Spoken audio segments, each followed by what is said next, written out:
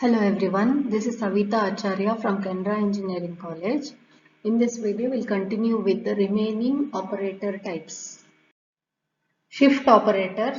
Shift operators are shift right, shift left, arithmetic shift left and arithmetic shift right. Okay. So we'll learn this, we'll look into these, each one of these taking an example. I've taken x equal to 1100.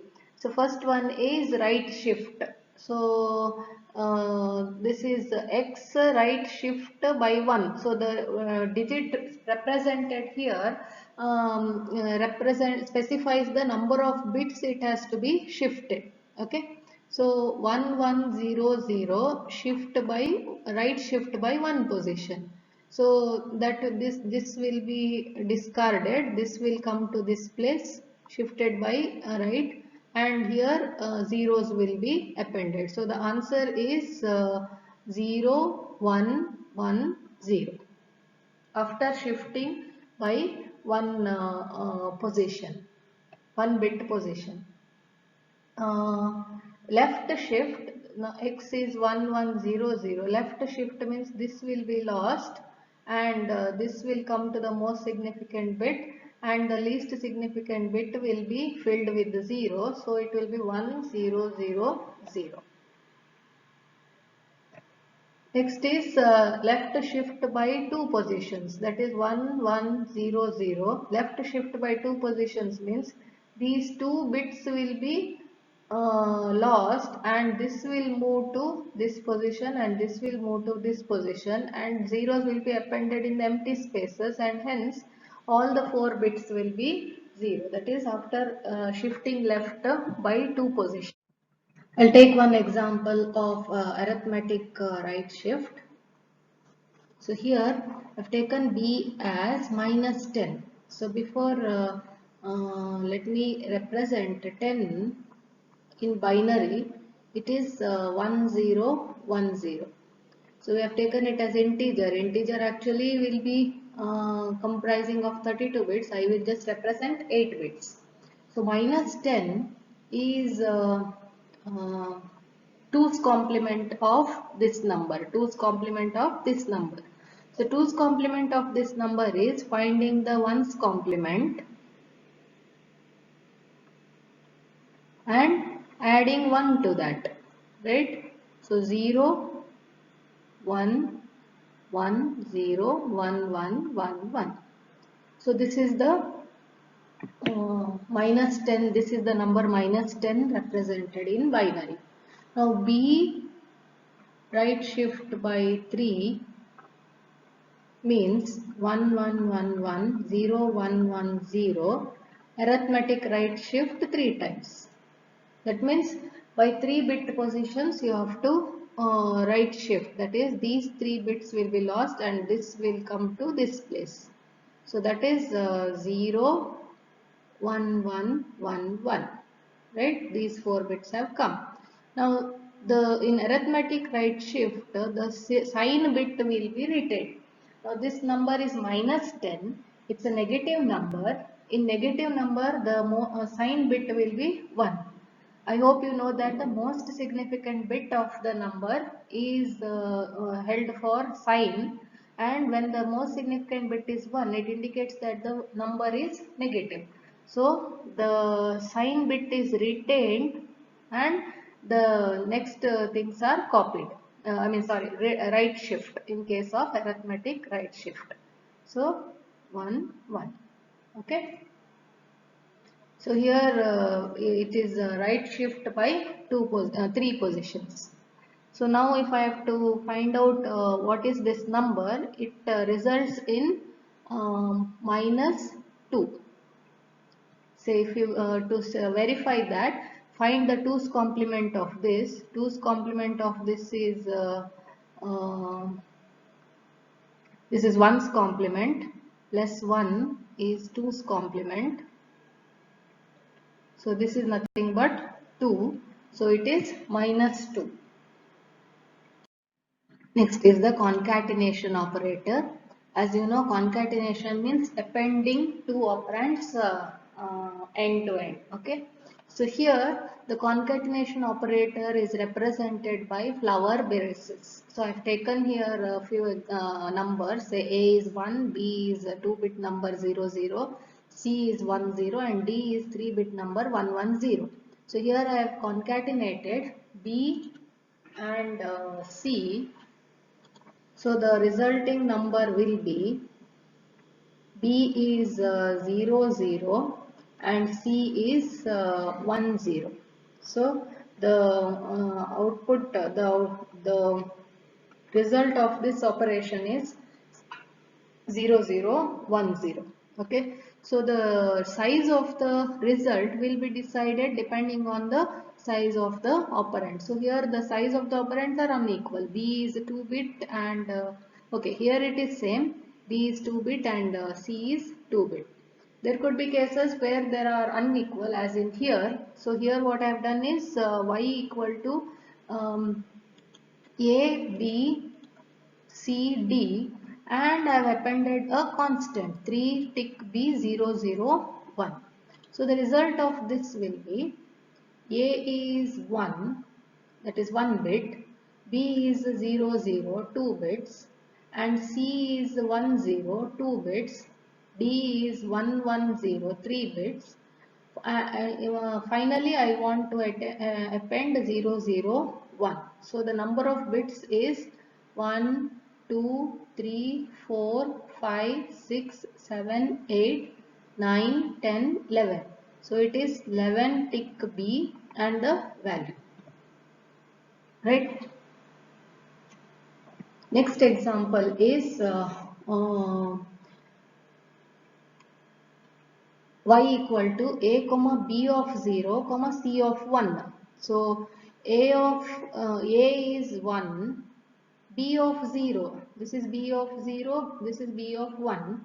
So b of 0 is 0. Here this is c of 0, this is c of 1. So c of 1 is 1. So it is, the size is 3 tick b 101. Next is the replication operator. So here replication operator is the one wherein you specify a number which indicates that the number of times you want to replicate or repeat the operand in the braces, right? For example, here say before that I have declared here register A and B as a 2-bit vector register, and B and C both as 2-bit vector register and D as 3-bit vector register, and I have given some values to this. Now here y equal to 4a means I want to replicate A 4 times. So A is 1, so replicating it 4 times means 1 1 1 1. So 4 tick B 1 1 1 1. It's a 4-bit number. Next one, I want to replicate A 4 times 1 1 1 1 and B 2 times. B once is 0 0, twice is 0 0 0 0. So it is 8 tick B 1 1 1 1 0 0 0 0. Okay. So here always the first braces is for the outermost braces is for concatenation operator, and the inner brace is to specify the replication operator. Next one is 4a, that is a 4 times 1 2 3 4, b 2 times 1 2 3 4, and c once, that is 1 0. So it is a 10 number of bits is 10, 10 tick be the number.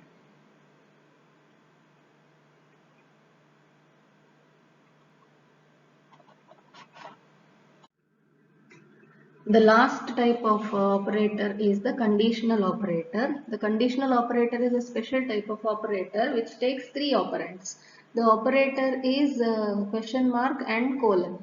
The syntax is given by condition expression question mark true expression colon false expression. Meaning if the condition is true, then this expression will be executed, and if the condition is false, then this expression will be executed. This is analogous to a 2:1 multiplexer where you have one select line, and if the select line is 0, this 0th input will be output, and if the select line is 1, the 1th input will be output. So in this case, we can model the same 2:1 multiplexer using just one conditional statement, using this conditional operator, that is by giving the select line as the condition expression and false expression to the 0th input and true expression to the 1th input. So if this is true, this will be executed, and this is false, this will be executed.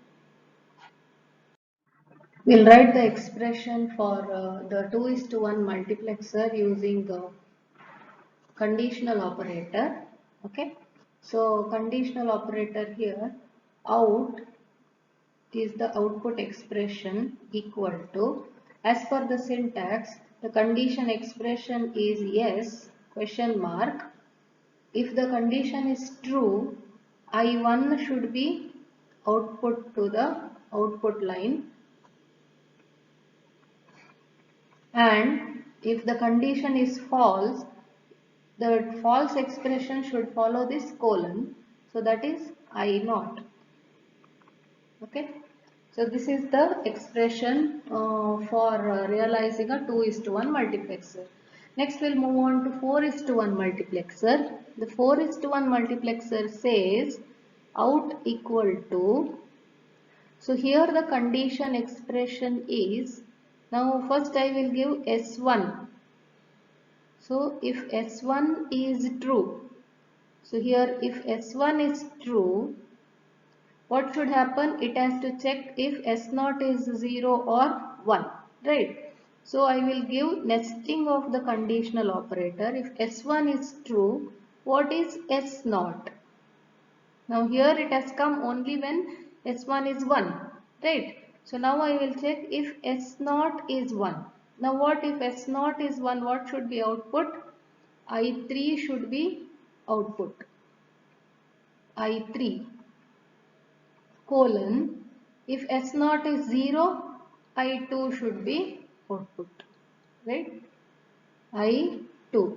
So this completes 1. So this is for S1 is true. This is the expression. Now what if S1 is false? That should follow the colon, right?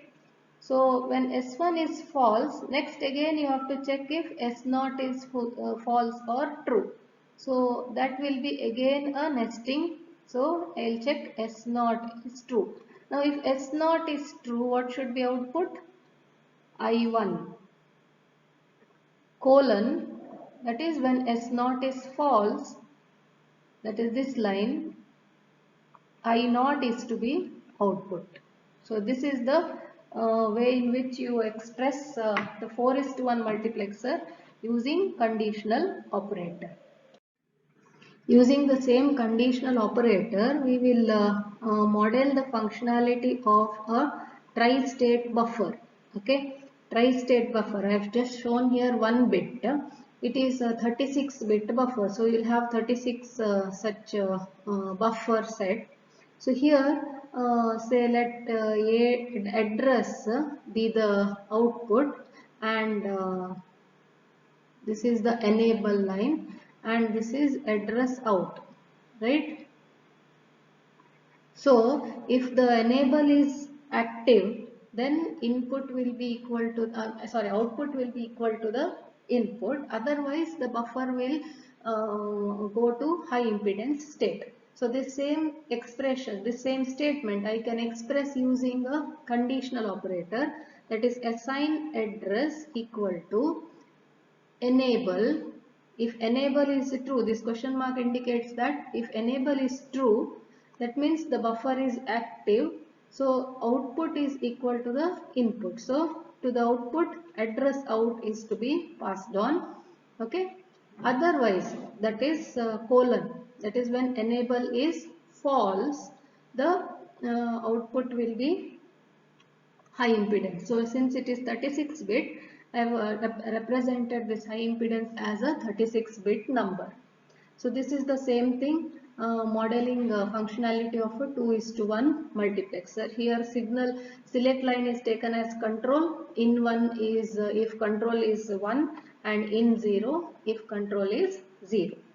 The next example is assign out equal to a equal to 3 question mark, meaning here if a equal to 3 only the expression will be true. In that case it has to execute this, otherwise it has to execute this. So inside the expression again there is a conditional statement, conditional operator. So actually it is again nesting of operators, something similar to what we have done for a 4:1 mux. Once that we have come across all the operators, we look at the precedence of the operators. That is, in an expression, if multiple operators occur, which needs to be executed first or evaluated first. So the table shows the order of precedence, that is, this is the topmost one is the one with the highest priority, highest precedence, and the bottommost one is with the lowest precedence. So unary operators has got the highest precedence, followed by multiply, divide and modulus, then add, subtract and shift operators, then relational and equality operators, reduction, logical and conditional. So conditional operator has got the lowest precedence. So in this video we have come across all the operators used in Verilog. Thank you for now.